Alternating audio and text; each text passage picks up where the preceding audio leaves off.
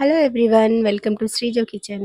ఈరోజు వీడియోలో కమ్మని రుచిగా మునగాకు రెసిపీస్ చేసుకోవడం చూద్దాం. మనం ఏం వండుకొని తిన్నా కానీ అవి టేస్టీగా ఉండాలి ప్లస్ హెల్తీగా ఉండాలంటే మునగాకుతో ఇట్లా చాలా రకాల రెసిపీస్ ట్రై చేయొచ్చు. అయితే మునగాకులో నేను ఇక్కడ పచ్చడి చేసినాను అండ్ మునగాకుతో జొన్న రొట్టె అనమాట, మునగాకుతో కారం పొడి. సో ఈ 3 రెసిపీస్ అయితే చాలా చాలా టేస్టీగా ఉంటాయి. మీరు తప్పకుండా ట్రై చేయండి. ఫస్ట్ అయితే మునగాకుని మనం మార్కెట్ నుంచి తెచ్చిన తర్వాత ఇట్లా ఎక్కువ మొత్తంలో ఉంటే దాన్ని స్టోర్ చేసుకొని కూడా మనం ఫ్రిడ్జ్‌లో పెట్టుకోవచ్చు. 10, 15 రోజుల వరకు మంచిగా ఉంటదనమాట. సో అది ఎట్లా చేసుకోవాలి ఇప్పుడు చూద్దాం. ఫస్ట్ మనం మునగాకు మార్కెట్ నుంచి తేగానే ఆకులన్నీ ఒలిచేసుకోవాలి అట్లా. తర్వాత ఎయిర్ టైట్ బాక్స్ ఉంటది కదా, దాంట్లో టిష్యూ పేపర్ ఏసేసి ఈ ఆకులన్నీ వేసేసి పైనుంచి కూడా టిష్యూ పేపర్ పెట్టేసి మూత పెట్టేసేయాలి. పెట్టి దీన్ని ఫ్రిడ్జ్‌లో పెట్టుకుంటే 10, 15 రోజుల వరకు ఫ్రెష్‌గానే ఉంటదనమాట. సో ఇక్కడైతే మునగాకు కొంచెం ఫ్రిడ్జ్‌లో పెట్టేసినాను. ఇంకా కొంచెం మిగిలిన దాంతోని పచ్చడి చేస్తున్నాను ఇప్పుడు. ఇది ఒక 2 కట్టల వరకు ఉంటది. సో దీన్ని మనం ఫస్ట్ ఆకులన్నీ ఇట్లా ఒలిచేసిన తర్వాత బాగా కడిగేసేయాలి ఒక 2, 3 సార్లు. తర్వాత నీళ్ళన్నీ పోయేటట్లు ఒక స్ట్రైనర్‌లోకి వేసేసి పక్కన పెట్టేసేయాలి. అప్పటి వరకు పచ్చడి కోసం మనం స్టవ్ పైన ఒక కడాయి పెట్టేసుకొని దీంట్లోకి కొన్ని పల్లీలు వేసి వేయించుకోవాలి. 2 కట్టలకి ఇక్కడ ఒక 2 టేబుల్ స్పూన్స్ అంతా పల్లీలనమాట. వాటిని మంచిగా వేయించేసుకొని ఒక ప్లేట్లోకి వేసేసుకోవాలి. తర్వాత దీంట్లోకి ఎండుమిర్చితోని చేస్తున్నాను నేను. ఇవి ఒక 15, 20 వరకు ఉంటుంది. అంటే మీ కారానికి తగ్గట్టు వేసుకోండి. 2 కట్టలకు ఇంత అయితే సరిపోతుంది కారము. సో ఇదే ప్లేస్లో పచ్చిమిర్చి కూడా యాడ్ చేసుకోవచ్చు. ఇక్కడైతే ఎండుమిర్చి పల్లీలు వేయించుకున్న తర్వాత ఇప్పుడు కడాయిలో కొంచెం ఆయిల్ పోసేసుకొని కొంచెం జీలకర్ర వేసుకోవాలి, ఒక స్పూన్ అంతా.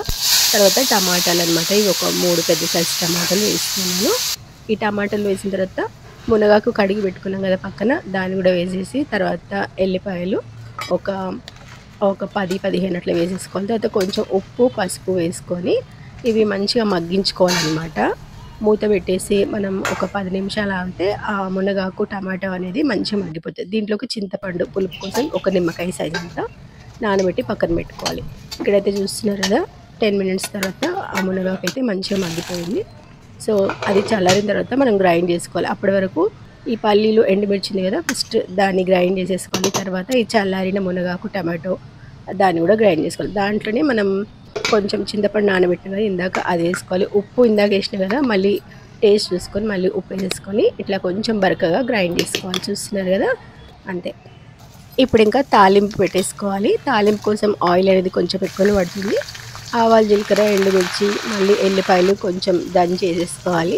కరివేపాకు కూడా కొంచెం ఎక్కువనే వేసేసుకోవాలి. ఈ పచ్చడి వేసేసుకొని ఈ ఆయిల్లో మంచిగా మగ్గించాలి. ఒక 2 మినిట్స్ మగ్గిస్తే సరిపోతుంది. సో అంతే, ఇంకా స్టవ్ ఆఫ్ చేసి దించేసేయాలి. ఈ పచ్చడి మనకి వారం రోజుల వరకు నిల్వ ఉంటుందన్నమాట. చాలా చాలా బాగుంటుంది. వేడి వేడి అన్నంలోకి ఈ పచ్చడి వేసేసుకొని కొంచెం నెయ్యి ఇంకా కొంచెం పచ్చి ఉల్లిగడ్డలు వేసుకొని తినాలి. సూపర్ టేస్టీగా ఉంటుంది. చపాతీలోకి, దోశలు, ఎన్నిలకైనా మంచిగా ఉంటుంది అనమాట. తర్వాత మునగాకు కారం పొడి చేసుకోవడం చూద్దాం. దీనికోసం మునగాకులు శుభ్రంగా కడిగేసి ఆరబెట్టేసుకోవాలి ఫ్యాన్ గాలికి ఇంట్లోనే. కరివేపాకు కూడా కొంచెం నేను ఇంట్లోనే ఆరబెట్టేసాను. మంచిగా గలగల ఆరిపోవాలి, తడి అనేది అస్సలు ఉండొద్దు. తర్వాత స్టవ్ మీద కడాయి పెట్టేసుకొని కొంచెం ఆయిల్ పోసేసుకొని ఒక 2 స్పూన్ల వరకు శనగపప్పు, 2 స్పూన్ల వరకు మినపప్పు వేసుకోవాలి. తర్వాత కారానికి తగ్గట్టు ఎండుమిర్చి వేసుకోవాలి. ఇక్కడ ఒక 7, 8 వేసిన నేను. తర్వాత ఒక స్పూన్ ధనియాలు కూడా వేసేసుకొని అవి మంచిగా దోరగా వేయించుకోవాలి. ఇట్లా వేగేటప్పుడే జీలకర్ర కూడా వేసుకోవాలి. చూసినది ముందే వేస్తే జీలకర్ర అనేది మాడిపోతుంది అనమాట. అందుకే కొంచెం లేట్గానే వేసుకోవాలి.